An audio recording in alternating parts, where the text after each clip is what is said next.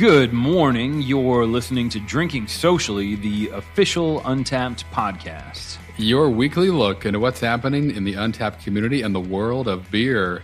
I'm John, and 4 years ago, I was terrified of Saisons. Really, I think it's as a kid, I grew up near a bunch of farms, and the smell of a Saison instantly transports me back to hot summer Saturdays, dirty boots, not getting the job done right, as my dad would remind me. And I think, ironically, the style Saison was born of the cooler, less active months in French-speaking Belgium. I never would have known that as a kid. But now I kind of relish those memories, and I love how a Saison can transport me back to my childhood, which probably isn't the right way to look at it. Either way. It's happening. And I'm Harrison, and speaking of childhood, I've been, after last week's episode, just trying to find ways to work donuts into everything from this today's episode to my daily life now. I think that opened up another Pandora's box, but failed today. But luckily, we still have tons of awesome beer to drink. And an article we're going to talk about today that kind of sent some ripples through the craft beer world last week. So I'm going to see those ripples and raise the author a proverbial cannonball in a little bit and send some tsunami waves about. But first, as a reminder, Drinking Socially is released every other Wednesday morning. It can be found at podcast.untapped.com. Or look for it wherever you usually listen to podcasts. Right. Let's get to those beers first. Normally we'd have the ceremonial opening of the can, but today's can, as you may have seen on our Instagram post, had some dirt on it for this beer number one that was glued to the can. So we had to get creative and open it with a weapon we found lying about.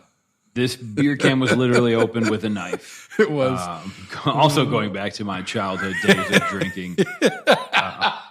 Childhood days of drinking, yeah. Credit to Chandler for the photo. That was a beautiful use of a Beets and a gorgeous can. Yep. And we got it out. Actually did get to use the Beets as well. That's so right. Farm to table and now can to glass with a knife. With a knife, sure. It's all a circle. But we're drinking first today Beets, Rhymes, and Life from Fontaflora, which is a 6% Saison. Beets being spelled Beets.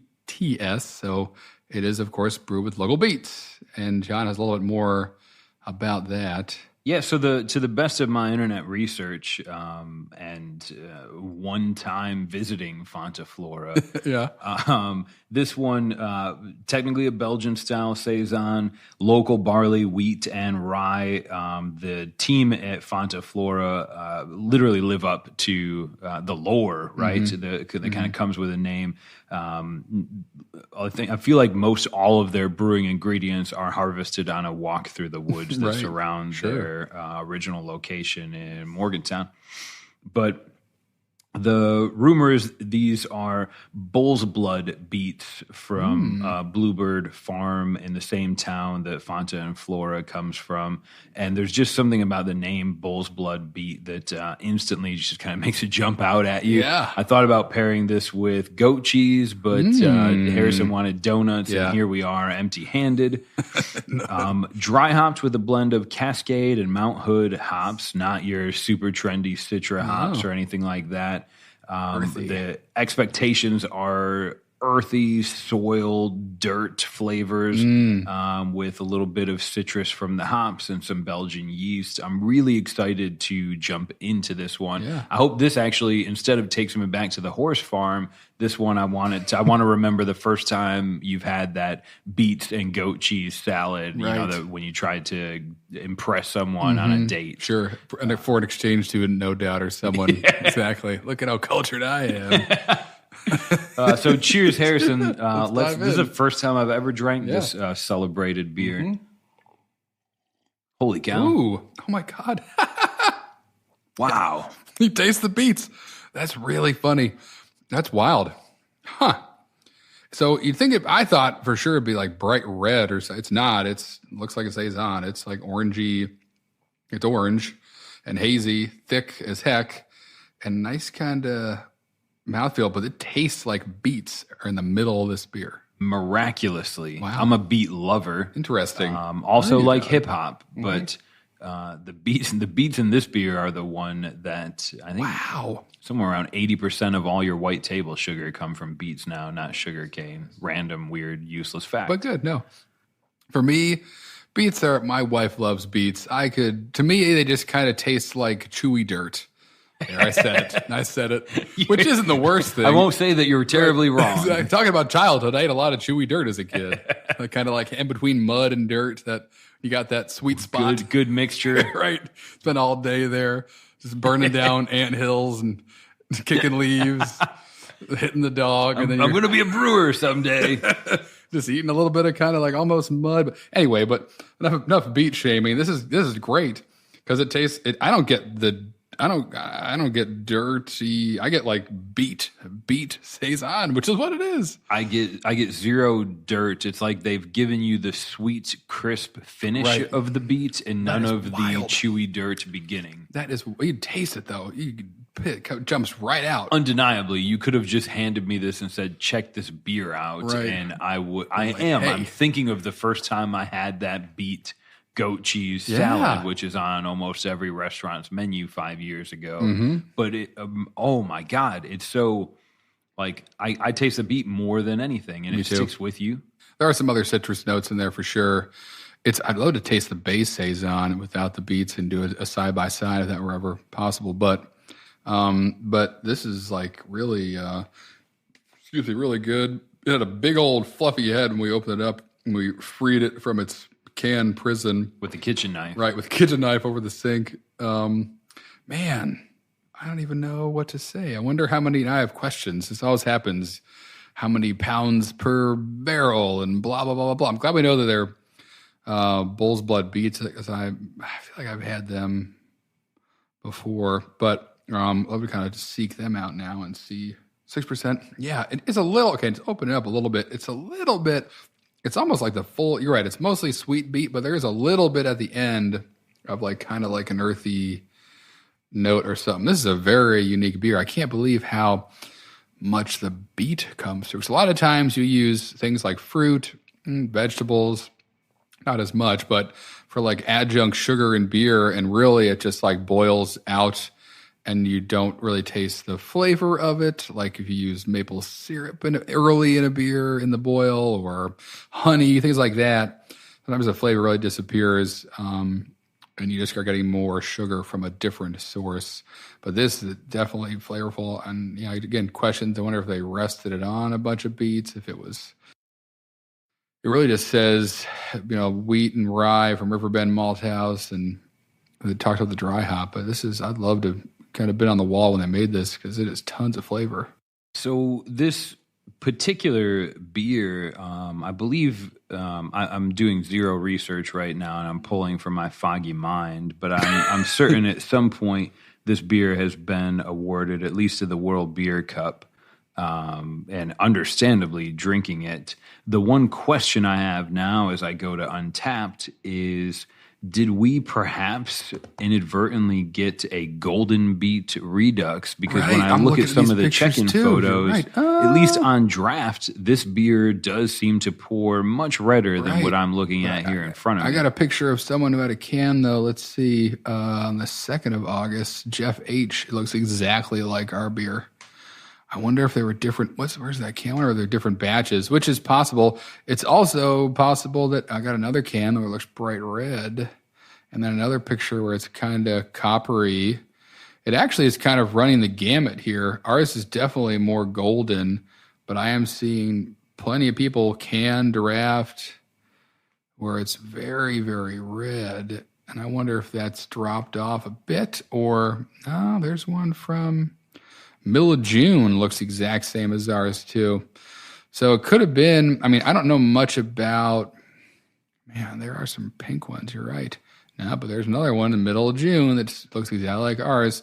So I wonder if it was different batches or, sure, right. They could have, God, there's so many variables. Oftentimes it's even like where, like a beer will change, especially unfiltered stuff, throughout the canning process. It may like clear up towards the end of the canning run, more really red in the beginning with a lot of. Been really like if it's more dense in the and if it really, yeah, if you're canning earlier, you get more red, and if you're towards the end of the run, you're getting kind of less and less because you can't really see that. Obviously, in a bright tank, it's not something you can look into. There is a sight glass on the side of it, but there's a whole nother episode talking about how a bright tank is actually pretty impenetrable for light. Good thing, which is good. It was super important. But yeah, this is fascinating. I'm going back further and further now.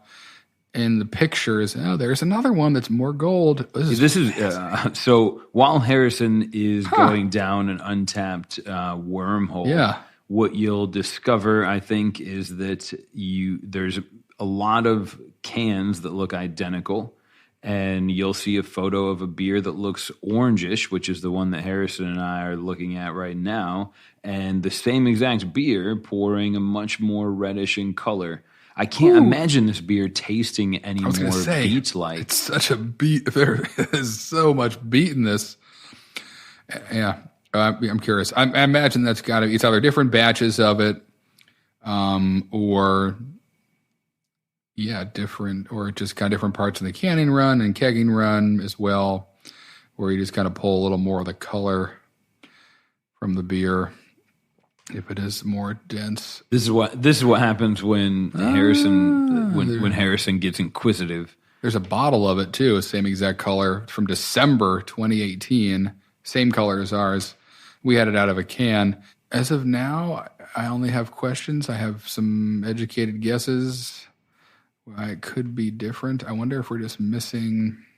It very well could have been. So that's the other thing. And actually, I don't know. Now I don't know much about Beets, but obviously, like you said, they're golden Beets. So golden Beets and traditional, or much less bull's blood Beets, right? Typically, when we think of Beets, we do think of the reddish, beautiful color that they bring.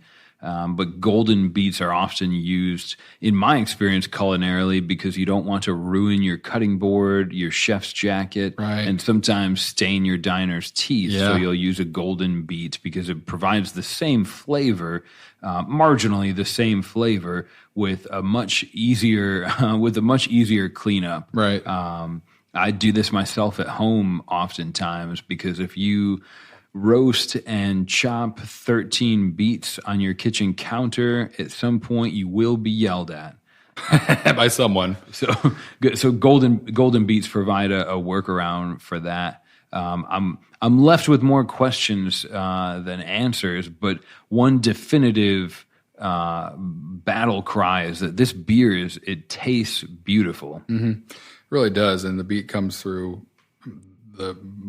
straight through. It's undeniable. And that's really cool to see a flavor like that show up.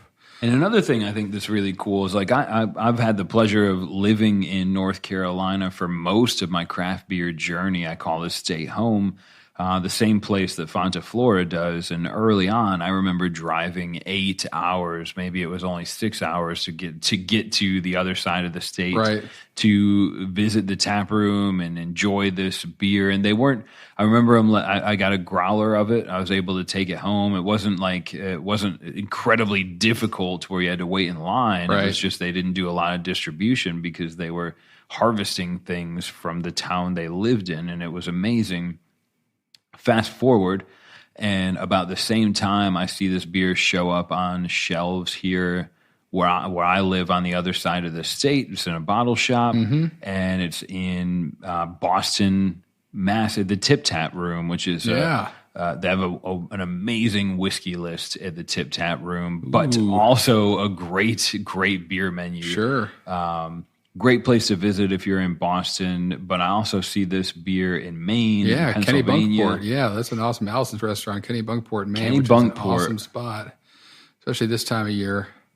They have some serious beers on tap as well from some heavy hitters. Oh, that's a good spot. But yeah, right. I love it. So even if you're not stationed out in Western North Carolina, I think one good thing that I see from this brewery is that they're becoming they were involved in a beer festival, maybe in Estonia or in Sweden. I think I saw their name on the list of breweries participating. So I think it's really cool that I think they've done a good job maintaining their identity. I'm drinking this beer that was sold through distribution, and it tastes It reminds me of the first time I had it in the tap room when it was redder. I don't have any complaints about this beer other than I wish I would have had another can. Right, I know. Now I'm just curious, but no, it's solid. It's solid. It's super unique, which is something. It's nice to try something that's just a little different. Someone doing their own thing, and taking a risk there because obviously it could have turned out real weird, but nope, definitely unique. I don't think I've had maybe one other beer where Beets were part of it. There's probably been one or two, but I've never had a beer that tasted so much like the last time I remember drinking something that tasted this beet-y was at, like at one of those juice cafes where I spent $12 to feel better about my hangover. That's it for about a minute, and then it yeah. And then I want coffee and a biscuit. But this beer is doing an amazing job. It's not taking me back to the early childhood farm work that I was subjected to. But it's just singing Beets to me through and through. Sure. I do find the citrus flavor right around in the middle point when I'm tasting this beer, and it almost like salt makes everything taste better. Right. The citrus in this reminds me of the sweeter part of a beet. It's almost Shakespeare-esque. It is, John. It's beautiful. It's great. It's working. The beer's working. Yeah. This inspiration flying around the room. But yeah, you're fine. Yeah, so check it out on Untapped. Let us know if you've had it. Let us know if you had one that was, beet colored and what are we talking about? Or if you have some insight into why ours is a little golden and others are not. It seems like time doesn't have much of a factor. I thought for sure it might get kind of gradually golder as the time went on, but I'm seeing it all the way back in March, looking the same as ours does today. No, I won't be so vain as to assume that the guys and girls brewing for Fonta Flora are listening to this, but should you be? Yeah, hit us up. The ultimate. So there's the bottle shop that I would have purchased this beer from, a friend of ours, Corey, who we're going to talk about here in a second, is checking into the same beer with the same can, bought from the same bottle shop, and he's got a redder version. Sarah, team at Fonta Flora, if you have any insights to solve this gradiental color scheme in this beautiful Beets beer, I will forever be grateful if you can finally set my mind at ease as to wondering what's happening here in the can. But beyond my complexity to solve this mystery by using Untapped and seeing what my friends are checking in and the pictures they take, beyond all of that, if you are fortunate enough to find this beer in your own area and you love Beets, awesome. Mm-hmm. Even if you're on the fence about Beets, right? I think this is a great example of what can be done to make a Saison style incredibly interesting and bring you just as much of a story, right, in your palate. Tell you just as much of a story about that beer that the dry hoptist New England IPA can do with hops. I think this beer does a great job. Yeah, this is great. It's rad. It's different. Digging on different. Digging it. All right. Whew. Whoo-wee. We always keep doing this to ourselves, trying to have really cool beers and then trying to follow it up with even other different beers that are different in other exciting ways. Today is no different. This beer excites me just as any whale ever has. Mm-hmm. I think I dare say that this one isn't even pronounced enough to be a whale yet. Right. It comes from a brewery in Philadelphia in West Kensington. Fermentary Form is the name of the brewery, and this beer is labeled simply Informal Number 1. Now, what I know about Fermentary Form is that they're a small artisan brewery, right? Mm-hmm. West Kensington, which is not a pleasant area, as Harrison can kind of shed some light on, but their focus, wood-aged beers fermented with their own mixed culture, so some blending, some aging. Yeah. But this beer I would never have a chance to drink if it wasn't for our friend Corey, who he helps us. He works at Untapped. He travels with his wife. They've got their own project going with Brew Buds, and Corey showed up at work at the shop a couple of days ago, or maybe even a week ago, and he was smiling and he was brandishing this beer and talking about how he didn't even know they existed. He just so happened to be in the area and saw some people waiting in line, and pulled his phone out and found that there was this really cool opportunity to get this beer, almost as if like the Holy Grail was on display at a food truck. So he came in and he asked if we'd ever heard of it and wanted to try it for the podcast. And one of the great perks of this job is that sometimes people will do this. So a shout out and a thank you to Corey and Harrison. While I pour this out into glasses, Harrison's going to elaborate a little bit more about the actual beer we're about to drink. Yeah, so from kind of the website and the description on Untapped, which is the same as on the bottle, I believe, or at least on the website. This is basically, the paraphrase, their take on Saisons de coupage, which is like a practice of blending old barrel-aged beer into younger Saison to kind of mature it up a little bit, grow up a little bit, grow up there, son. It's your time to shine, time to take the wheel, whatever.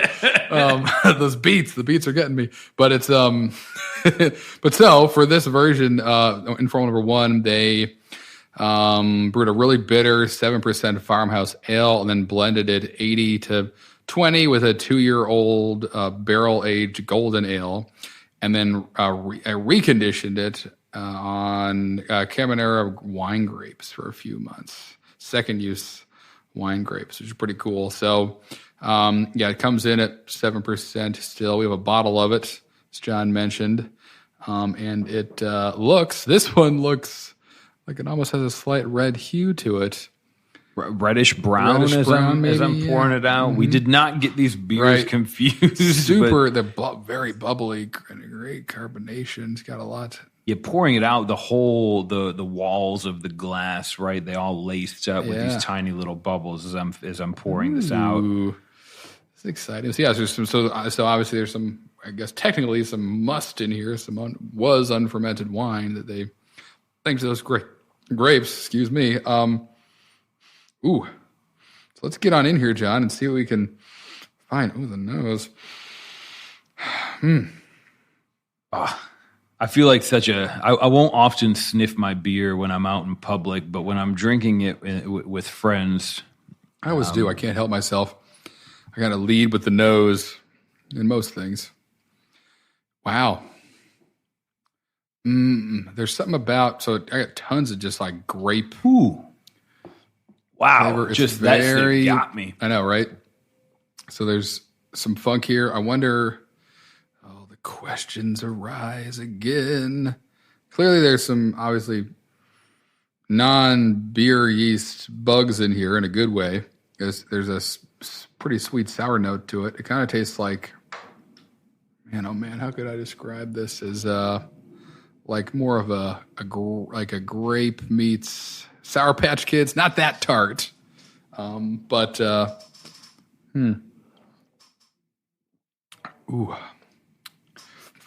Ooh, hot dog. I'm just having so much fun watching Harrison's face as he processes this beer. I'm excited to keep opening up. It's still like the bubbles just ripping out of this thing from the bottom of the glass. It's been in there since at least January.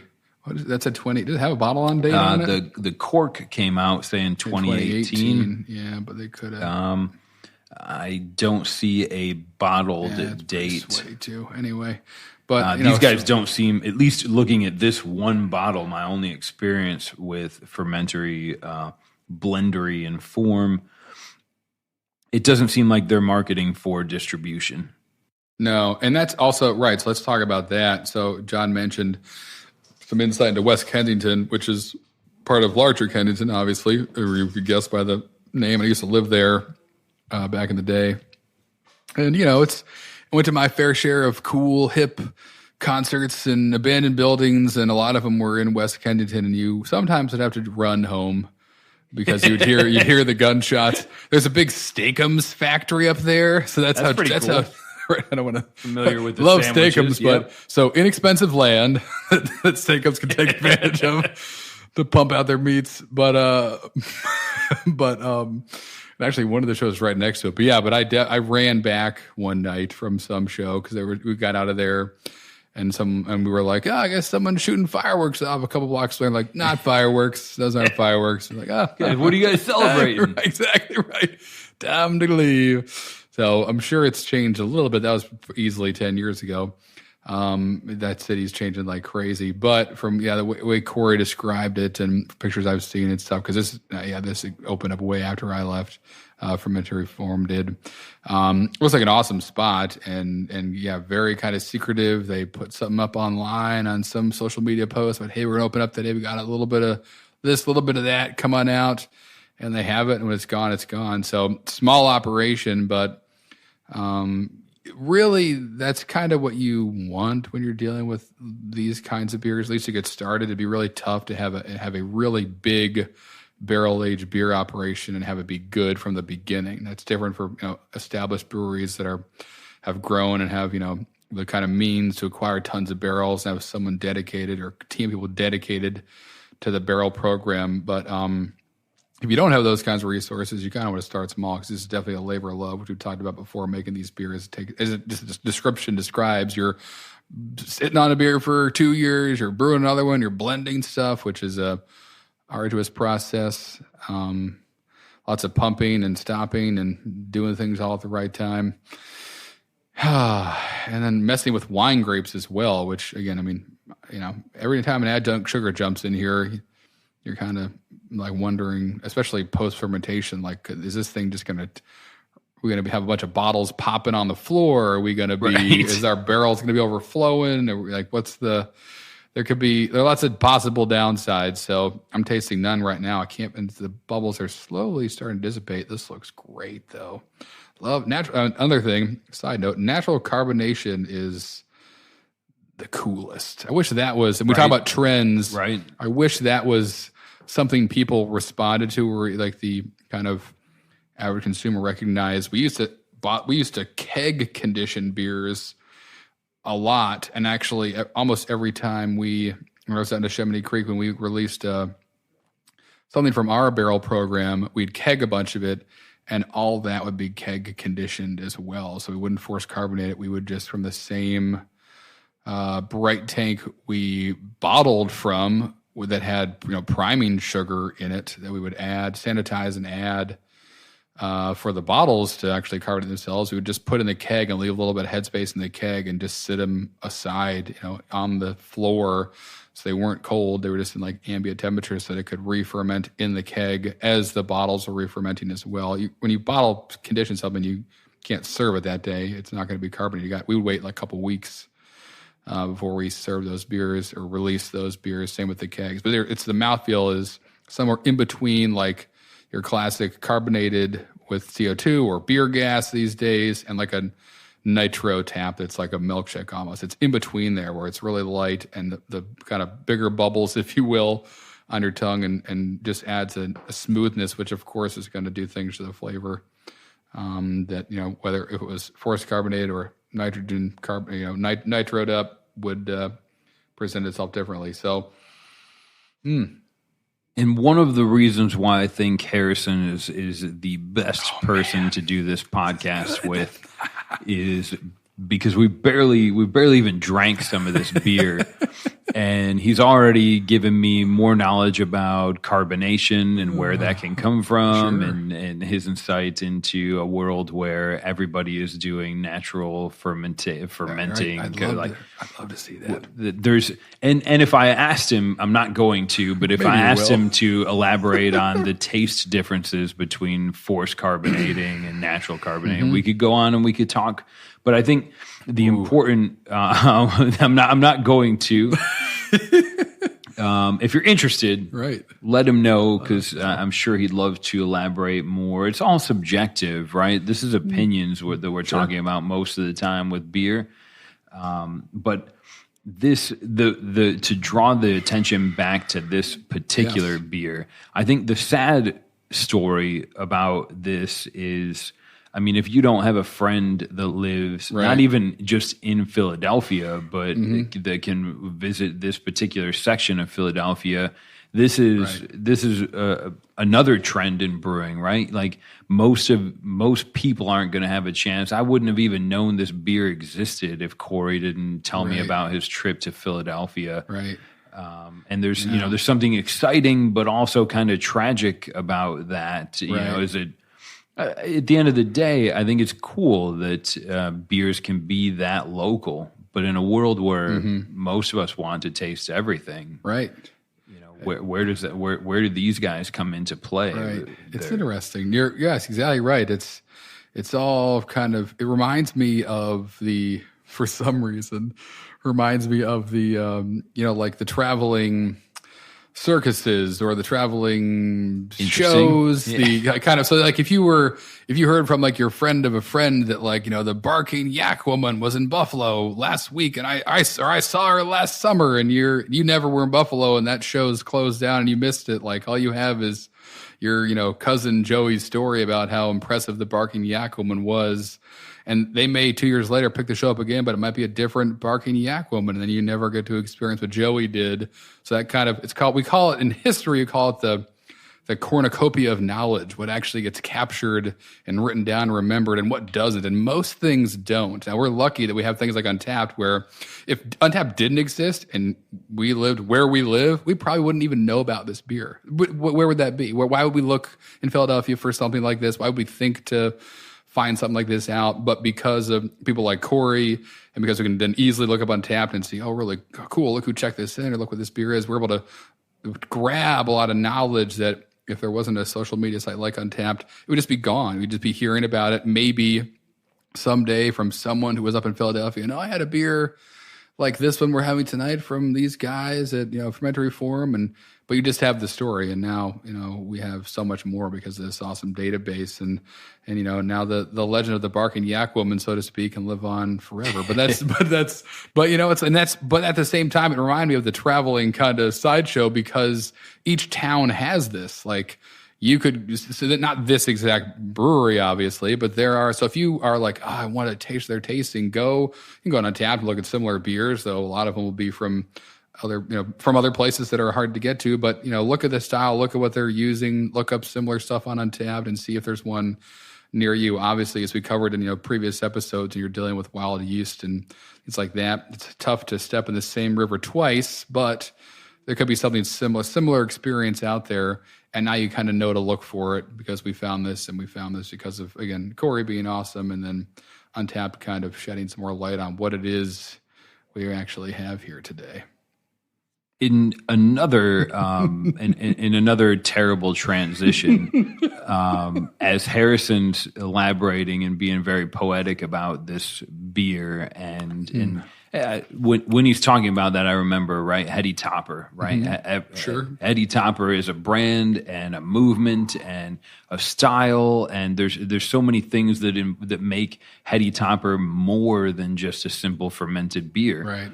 But at the end of the day, because of the trend that inspired, you're almost better off going to your local brewer and tasting their own variant of what they think Heady Topper is, or not even Heady Topper at this point. It's technically a New England IPA or style, and I think no matter the lore that surrounds a beer, if you can get it, one thing that I think Fonta Flora kind of instilled in me is that if you can get it locally, it'll probably taste better than all the buzz that surrounds that Westy 12 or that magical, maybe not Westy 12. They're pretty unique, but right. But at the end of the day, I think what I love about what Untapped it shows me is that, my local brewery makes a beer and it's the greatest thing in the world. And I love seeing what of my friends have had that beer.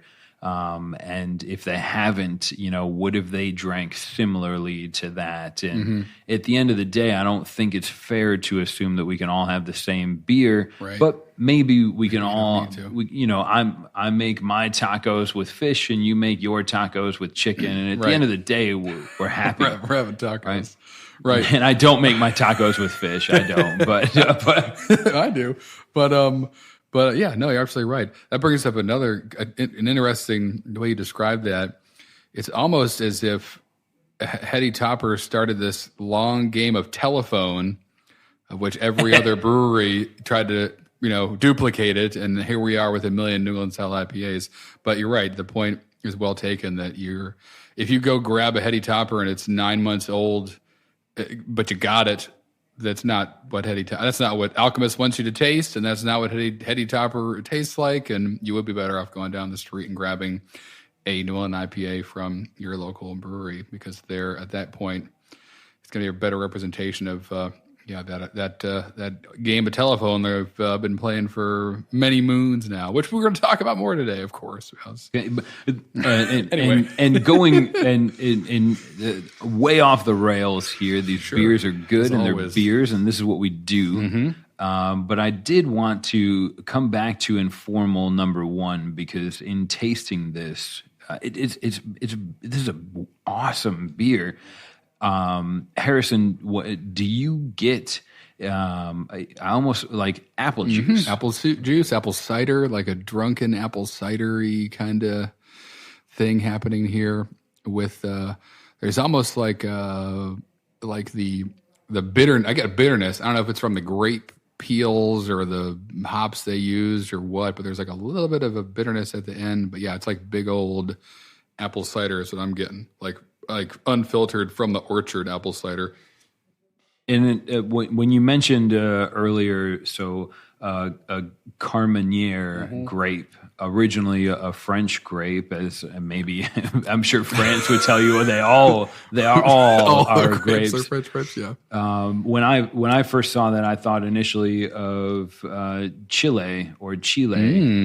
That's, I think, where this grape thrives the most right now. Okay. I used to sell beer primarily, but we also sold wines. And while I'll never be a wine expert, there are sometimes some lines to be drawn. If you spend your days making wine and I spend my days making beer, we both have similar struggles, and sometimes I think it's really cool when the two come together. And I won't be so vain as to say that I can taste the Chilean grapes or that these are Italian Carmenere grapes. But at the end of the day, I think it's really cool to see the two coming together. Sure. And I sometimes often wish that I paid more attention to wine and wine grapes, But one of the cool things that beer has taught me is that nobody knows anything, and everybody can make their own wheat beer just a little bit differently, and I'm happy to taste them all. But certainly, the fact that they attributed they cellared this or aged it, and it was a Carmenere grape that had gotten attached to this particular beer. If there's a win there for all of us, it's that maybe the next time you're trying to bring a bottle of wine for your friend's party and we got to drink wine for this one. Like, go and look in the Chilean section. Find it could be a Carmenere wine or just a blend that has Carmenere grapes. That's right. And especially if you've had this beer. Now we're starting to have some mutual friends, right? We're drinking wine, but it's a Carmenere, and I had that beer once that was tied to it. Sure. And just kind of, be sometimes, don't drink wine if you hate it. But if you're thinking about it, sometimes you can just having that acquaintance, Dogfish Head used Syrah grapes in that beer once, so now I can drink the actual wine and kind of meet in the middle. Yeah, I hear you there. I love wine too. I used to drink a lot of wine in college. I had a wine rack and everything. I Wow. always had it stocked. I was a pretty popular guy with a lot of the dudes who were dating other women around campus. Like, hey, you got extra wine tonight? I got a date. Yeah, God, just get me one some other time. But I always had it I always made sure to have a couple in there for myself. I drank a lot of wine in college, a lot of beer too, obviously.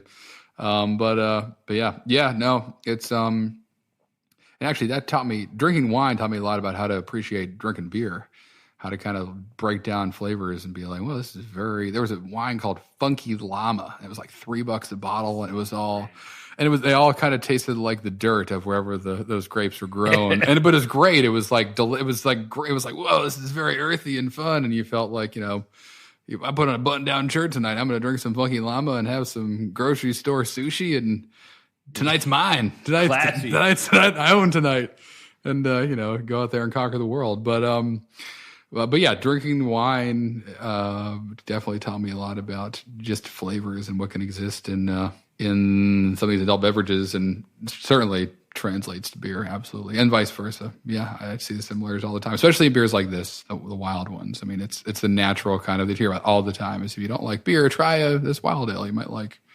that for whatever reason. If you've made it to this point where you're drinking beer and you're listening to a podcast about drinking beer and you're logging them on an app about drinking beer. Yep. Congratulations. Don't ever be afraid to go to someone's house or party or restaurant. And if you don't know anything about wine on the wine list, I mean, if you can determine the difference between an IPA and a pale ale and a stout, so that the house that you're going to that only has wine, or the restaurant that you're going to that only has wine, let them do you the favor of sharing some of their love for their wine, and learn a little bit about that as well, because at the end of the day, the two are maybe not even good cousins, but still you can learn a little bit about the flavor profiles and lend your knowledge of beer. Yeah. To being confident about learning about wine as well. That's right. You learn a little bit about wine, you learn a little bit about yourself, John. That's right. Aren't they all? I think Bill Shakespeare said that. So I don't think I'm going to get through this beer in one big gulp. That's fine. Like the Beet beer did, but I believe that now's the time where usually now's the time where I'm going to transition. Sometimes we'll start talking about the glassware we're using, but at this stage on this particular episode 57, I'm going to still remind everyone that you can always use the code podcast at the Untapped store, and they'll give you 20% off of your hats. You'll give you 20% off of gifts. There are some really cool hats on there. I think they just got them back in stock. Oh, good. It's worried. So the podcast code is always going to give you 20% off of any merchandise you buy from the store. But Absolutely. One thing that's kind of cool is, we work at Untapped. Harrison and I use Untapped, and we've made some great friends and hosting the podcast. Now I've got a couple of more friends, and this is great because now it's really cool to see what all you guys and girls are drinking. Yeah, absolutely. But so at Untapped, there's been two people that both Harrison and I have worked with for years now. Yeah. And the two of them, Brandon and Jeremy, they're way more, we'll say, behind the scenes. Sure. I can remember the first time I had a beer with both of them when they're two very different stories. But both Brandon and Jeremy, they're doing a webinar with GoDaddy. Yeah. And, not all of us own our breweries that we drink our beer from, and not all of us own the bars that we drink our beer from. But if you do, or you ever think about opening a brewery or a bar, Brandon and Jeremy are doing a webinar on online with GoDaddy, and it's we're going to link to it in the show notes. But it's really cool. They're two guys that are incredibly talented and hardworking. I won't call them smart because they'll never let me live it down. But I mean, these guys are amazing. And essentially, so instead of talking about an advertisement from Untapped, I just want to say that if you are interested in learning about the ways that Untapped tries to connect businesses with customers through the use of technology, we're going to link a webinar in the notes of this podcast, and it's going to be two of our own talking about what they do best. And it's actually, I think it's going to be a pretty cool listen. Even if you don't want to open a restaurant, give them a shot. Check the link out in the notes. Give them a listen. You'll hear two of the guys that generally stay way behind the scenes talking about ways to use Untapped for marketing and some of the things they've done in the past as well. Yeah, look behind the curtain a little bit, get some insight there. It'd be a very, I'm sure, very interesting and showing some of the goods that we have here at Untapped Off, which that was fun to hear.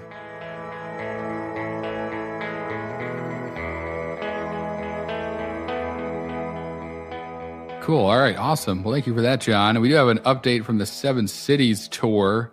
An exciting one indeed. Really cool stuff. I know, right? As a quick update, so this August 2019, which we are almost through, we're kind of doing the competition for the 7 Cities tour. Did one last year where Greg, one of the founders of Untapped, he traveled around to the 7 cities that had the most beer checked in at verified venues. I think was it last September as well, or last August, was it? Do you remember? All the days are one now. Sure, great, perfect. Thank you, John. Exactly. Bill Shakespeare again. Bill, everybody. So the 7 cities in 10 days, because Greg did it in seven cities in 7 days last year, and he said that was a little difficult, but he's going around again. So you guys all control where he stops, and you control it by going to verified venues and buying some beers and check them into Untapped. And we have a leaderboard up. If you go to untapped.com/7 City Tour or find it through our blog, you can look at the top cities. And as of today, the 22nd of August, when we're recording this, the top cities are Denver, Milwaukee, Richmond, which is in 3rd place and closely Richmond, Virginia? Correct. Richmond, Virginia. Really cool. That's right. A lot of good beer, but I know, right? That's sure. cool. And I guess that was funny. I read, I guess apparently Richmond and Richmond City were 2 different things on Untapped. We didn't realize that and had to merge them. And so now Richmond jumped into the top. So that was exciting to read that the other day. Raleigh, North Carolina, 4th. Pittsburgh, Washington, D.C., coming in at 6, and San Diego at 7, with Asheville right behind it at 8. And then Decorah, Iowa at 9, right behind that, which is pretty fun. That was up, I think, in the top 7 a couple of days ago. And really, because of like Toppling Goliath, which is located there, released, I think it was Morning Delight. And just like that alone set them into one of the top 10 Untapped markets for verified menu check-ins, which is pretty cool. So shows kind of just how powerful this community is and how awesome Toppling Goliath is. A single event catapults you to national recognition when it comes to what we're looking at here every day. So wanted to talk about it today because there's still time. There's a big weekend coming up.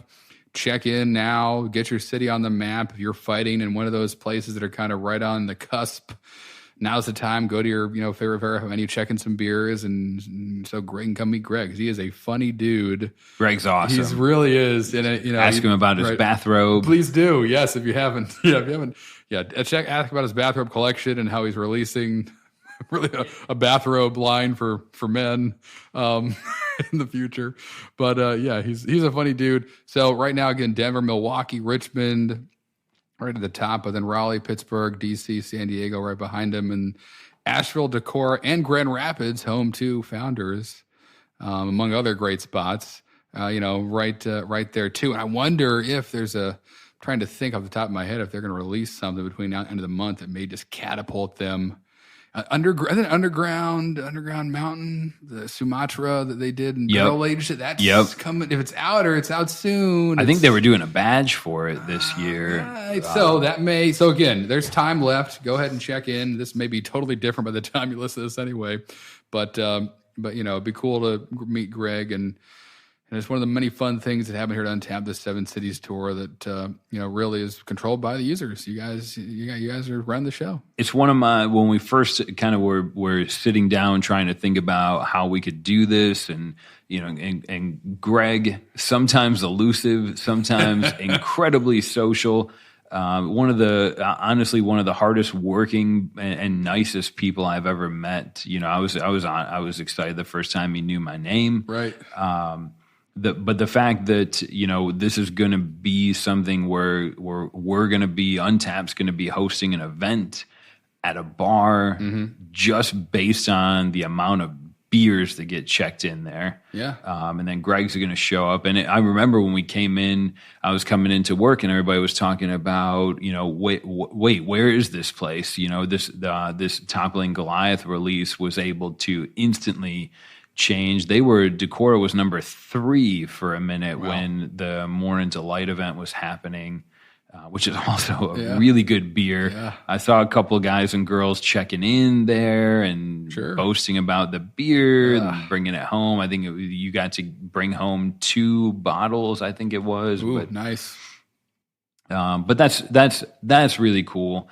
I believe this year it's still limited to North America, but I'm pretty sure next year Greg's going to finally have to go overseas, and I will be begging to follow. Right. So tell your friends about this podcast so it can become huge, so we can be live casting from Amsterdam on the streets. That will be the last time Harrison's married. I'll just disappear. Disappear into the wilds of Netherlands. Still drinking. Exactly right. Just living on some river somewhere in a boat. Isn't that what people? It's not a houseboat. Just any boat. I'm sure that you could. Rotterdam, Amsterdam. Amsterdam. When 3 years ago, it was amazing that we were seeing so many check-ins from overseas. Right. And now, it's Amsterdam, Philadelphia, Amsterdam, Chicago, New York, London. There's sometimes some cities, some areas of the world where you'll see a huge spike in check-ins. Yeah. In Tokyo, Hanoi. Sure. It's always amazing to see where you guys and girls are where you're checking in your beers. Yeah, it's awesome. It's wild to see. I love it. Copenhagen's one I love enjoying talking to people out there. Helsinki's got a great thing going on right now. Yep. So I know. So our list, if Greg wants to know where we want to go, we got a nice little list here of spots we want to check out and cities we want to go to, houseboats we want to sleep on. But that's for next year, 2020. We'll conquer it then.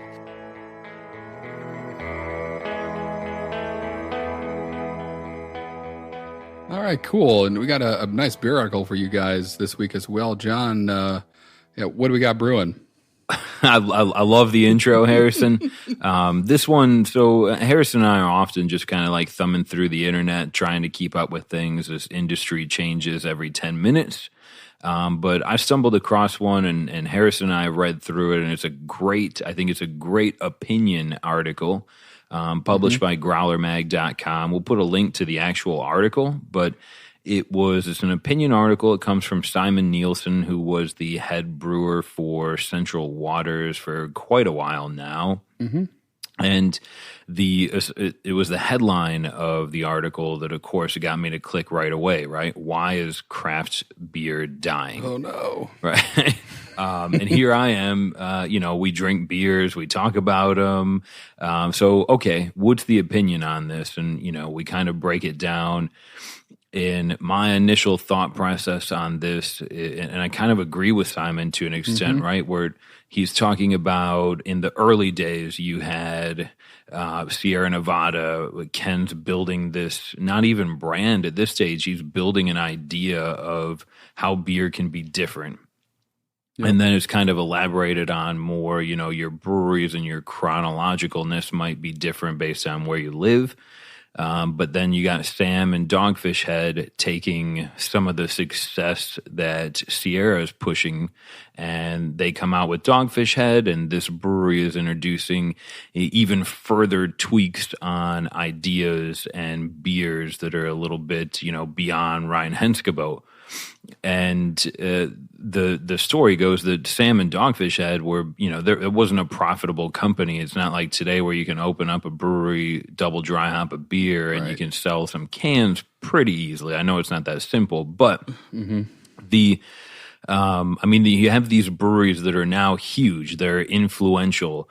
You got Dogfish Head is actually running back to back untapped badges that are encouraging people to be physically active, right? They're using their brewery and a beer platform to promote people to think differently about beer. Sierra Nevada is doing the same thing. There's a badge that Sierra Nevada is publishing on the Untapped app right now. Harrison knows the name of it better than her. Hazy Pelveza. Thank you very Hazy Pelveza, just further promoting, the brand that they are. So these guys not only created, but I think still try and influence where they want their brand to go. Sure. And then why is craft beer dying is, you have, I don't know how many TTB licenses are going to get approved this year, but there's craft breweries popping up everywhere. Great time to be a drinker. Sure. But the trend, right? Everybody wants a double dry hopped, hazy, myself included. New England IPA, I'm excited. Berliner with fruit in it, I'm excited. And then the problem, I think, becomes that, you want to make money as a brewery. As any business, you should be driven to make some sort of profit. So do you chase the dollar? Do you double dry hop just like all the others? Are you chasing that trend, and then therefore you're not innovating as much anymore, even if you put strawberry in yours and they put mango in theirs? And there's differences. I'm not trying to take away from the craft of this, but I think the onus then becomes who is now innovating, who's pushing craft to the next level. And I'm excited to hear Harrison kind of elaborate even further on this, because there is no right or wrong, but I do agree that, when viewed from that lens, we've got a lot of breweries that are just kind of content to be or make the same flagship juicy beers. And will that cause the bubble to become less exciting? Right, yeah. I mean, Simon is pretty clear when he kind of concludes this article, which is a great read, and like John said, we'll link it in the show notes for the cast. But he really kind of puts the blame, if you will, for this sameness, this loss of originality that he is seeing, where they're double dry hop beers everywhere, and that's kind of what is seen to be driving the market, and it is right now on the brewers. Kind of that's where he says, don't blame the millennials and the market and the consumer. It seems in his eyes that the brewers themselves are kind of chasing trends, like John mentioned. But he makes a good point that anytime you try and chase something that is trending, you're kind of by definition riding the back end of that wave. Now, we've talked about this many times. I don't think this whole New England IPA thing has peaked, so maybe there's still some waves to be ridden. But he offers up some good insights, and I think he takes a really good snapshot of what is happening right now, where there is so many of this same beer. And his kind of one of the bigger quotes, or the more quotes that jumped out from the article, is that, as Simon says, to me, that the loss of originality is what's killing the heart of our movement. Wherever the artist gone, wherever the brewers with something to say gone, which is basically what John was mentioning. Where Founders is a great example. They have an awesome story where they, when they first started, no one was really buying their beer. They were barely making it. They were going to file for bankruptcy, and then they decided to make a beer that they wanted, and try to not, instead of trying to guess trends and things like that, and listen to marketing people and other outside consultants saying you should do this or that. They made Dirty Bastard, and that beer just blew up and put them on the map. Yep. And now they're Founders, and that they kind of doing what they wanted to do, that was different than maybe where the market was, gave them the freedom they have today to make any beer they want and have, everybody gobble it up. So, and again, Dogfish Head, same story. They took tons of risks early. I mean, even Sierra Nevada's Pale Ale, like there weren't beers that were that hoppy in the world at that time. True.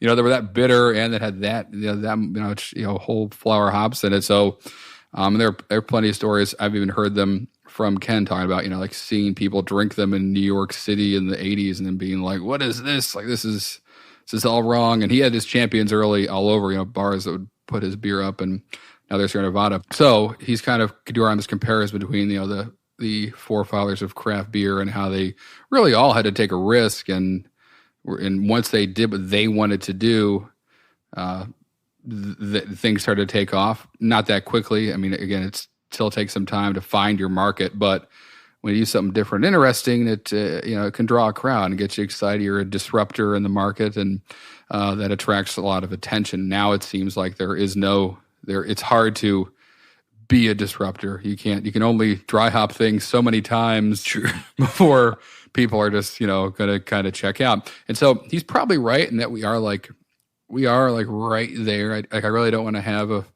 a quintuple dry hopped beer. I don't need that in my life. I've seen the quadruples. Right. I don't think it's sustainable. I don't think but it is. I think one side of this that I can relate with. There's.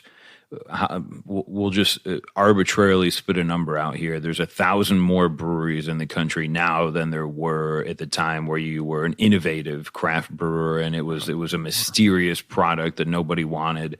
And now it's, you're a brewery, you open up a brewery, you've got at least one other brewery competing with you 10 or 20 miles away. And I mean, just a couple episodes ago, we were talking about using Norwegian yeast to make different styles of beer. Right. I'm glad that I'm not a brewer in this environment, because as creative as I'd like to think I am, aside from like dry hopping with Fruit Loops, I'm out of new ideas. Which will happen. I know, right? Yeah, right. Where do you go next? And I mentioned earlier in this episode, I'd love for, there be other trends like, bottle keg conditioning stuff, like focus on the beer, focus on kind of look inward, that sort of thing. I don't know if there's ever going to be like a next style explosion like there are for, IPAs right now. Don't know what that is. What I think will happen though is that as the kind of average craft beer consumer matures, you're going to see just a lot of like segmentation. People kind of this, you started loving IPAs like everybody did, but then you discover bitters or German beers or Saisons or something that you like a little bit more than that, and start to find breweries that, do those things. And so if you're a brewery that kind of makes your name on being a New England style IPA producer, maybe have a couple more tricks up your sleeve, because you're going to need to eventually, kind of provide a portfolio of beers if you've made your name on just one thing. I don't know how sustainable that is either, but I don't have a crystal ball to look into and tell you what's going to happen next. For me, and I think a lot of consumers like the variety, but there is like a draw to the IPA, especially with all these new hops that come out. It's like whenever I think I'm IPA'd out, I'll hear about a new hop that's in something, and I'll be like, well, I got to try that. And it just sucks me right back in. So maybe as long as they keep making different hop varietals, they'll just keep going, because these beers are... I think we'd all be still using an iPhone 4 if the 5 didn't come out, and then the 6 and the 7 and the 8s, and you're always trying to keep up. Right. Apple does a great job of selling you the same thing every year, a little bit better. Hop manufacturers are likely aware of this, and everybody has a vested interest in selling that beer. I'm familiar. There's a brewery in North Carolina called Red Oak that they're very, very traditional German style brewery. I had the pleasure of speaking with a gentleman at Gunpowder Falls Brewing out in Pennsylvania, and incredibly similar. And we kind of had the I had the opportunity to speak with him about some of the challenges he faces competing with local breweries. They're kicking out a brand new IPA every 2 weeks, and that's exciting if you're a consumer. It's new, it's exciting, you haven't had it before. But I think some of the onus as well is just on, if you are a traditional German style brewery and you make a good product and you're proud of it, sell that. Yes, the trend is brand new hops, brand new IPA. It's easy to be creative with that style, but there is a certain joy once you've gotten that palate fatigue that an IPA will give you over time. Of experiencing Oktoberfest is coming up. Have a Marzen. Try a proper Pilsner, and maybe you didn't like it when you were first getting into beers, but maybe now those crisp Saz hops, it's a different experience, and you can have that just as simply as visiting a brewery of a different style or trying. A lot of breweries are kicking out lagers now. The White Claw craze became. I mean, that was Anheuser-Busch's number one selling product in the Midwest this year. I think. I don't see seltzers as a trend. But I think there's other ways to be innovative. And at the end of the day, I think it's the consumers that drive, the consumers are the ones that are spending the money. A smart businessman is going to make them happy, but a challenging, an artful, somebody that has a message to give is going to stick with that. I think there is no right or wrong again, but that's the opinion piece is, where do we go from here? Is there something more to be done, or can we just keep drinking what's on the table? I'm fine with that. Right. I know. Yeah. Again, we're always looking at it. I'd be curious to see what happens, but if I was given advice, I'd say diversify your portfolio. If you're a brewery, have a bunch of options, even for like the tap room experience. If I go there and you have 8 IPAs on, I'm going to taste the first 3 and then I am not tasting anything anymore. So you can't see. Exactly. So even in the short term, it's good to have a bunch of options. But yeah, I don't know the timeline. I don't know when it'll all shake out. But I do think that, it still holds true that if you got something cool and you're doing a little bit different, your audience will find you. It may take some time. And really that is, if New England IPAs are keeping the lights on, but your passion is awesome Saisons, then cool. Keep making both those things. And one day you may discover that you're selling more Saisons than IPAs, and you don't need to make as many of them anymore.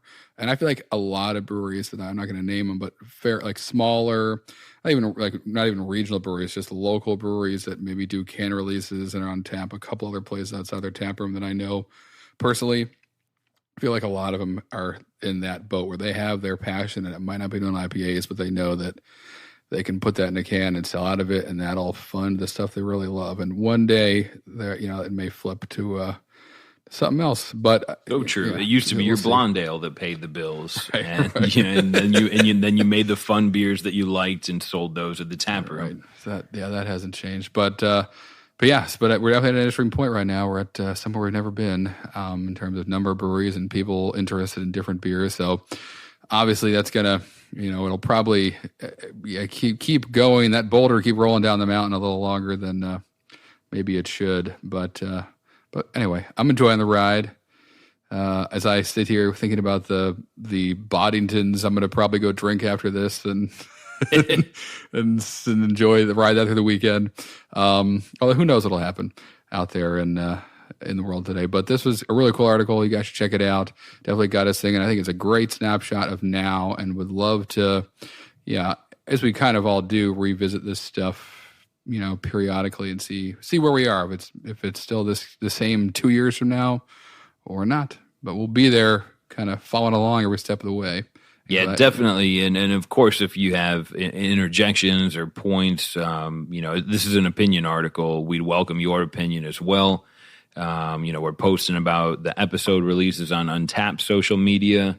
Tag something in there. Those all get. I promise I will not respond to everyone, but I do read everyone. And Harrison and we use that feedback to try and determine the direction of the next episode every time. Yeah, exactly right. But let's check this thing out. Let us know. Tag us, tweet us, whatever you want to do. social media wise to us? Yeah, it seems righteous, right? Sure. It's that time of the show where we're going to let you get on to the rest of your days, guys and girls. But thanks for listening. Yeah. As always, thanks for your feedback. The show notes for this episode are going to be available at podcast.untapped.com. They'll translate to wherever you listen to your podcast. So if you want to read Simon's article or check out some badge links, we'll make sure those are in there for you. Absolutely. Any questions, any feedback, hit Untapped on social media, join the Drinking Socially Facebook group. Great feedback in there as well. Otherwise, I guess we will... Yeah. See you in 2 weeks. Sounds good, guys. Cheers. Cheers.